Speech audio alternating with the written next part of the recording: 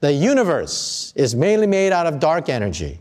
The universe is mainly made out of dark matter, overwhelming the stars, overwhelming the galaxies, in fact. Now, what is dark matter, which makes up 23% of the universe? No one knows.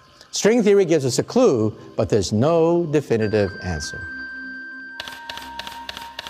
So in other words, for you young aspiring physicists out there in the audience, you may be saying to yourself right now, why should I go into physics? Because you guys already have a candidate for the unified field theory, right?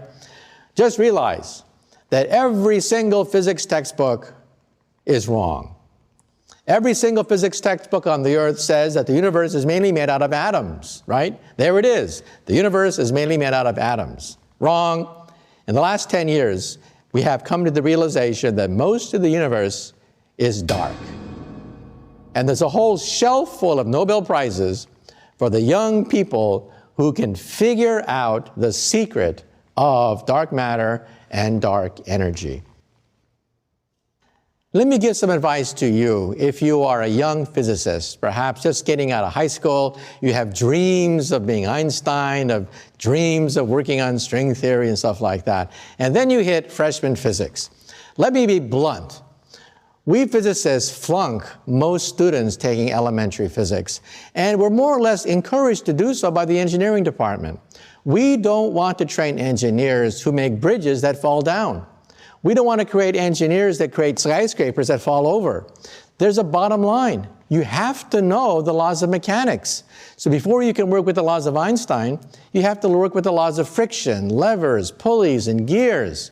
As a consequence, we have a very high flunk-out rate in elementary physics. So if you're a young physicist graduating from high school with stars in your eyes, and you encounter freshman physics for the first time, watch out. If you have a rough time, that's the way it is.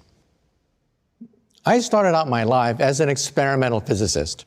Then I went to Harvard, and then I talked to my advisor, one of the world's greatest experimental physicists, Professor Pound, and he told me that maybe it's time to give it a rest. He said to me, your skills are much better suited to what you love the most, which is theory, mathematics, the world of higher dimensions.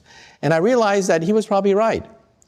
The thing about physics, or even science, that really intrigues me the most is to find the most fundamental basis for everything. Rather than trying to massage a theory or make a theory prettier, why not find out why it works? What makes it tick? And that's what I do for a living. I'm a theoretical physicist. Thank you very much.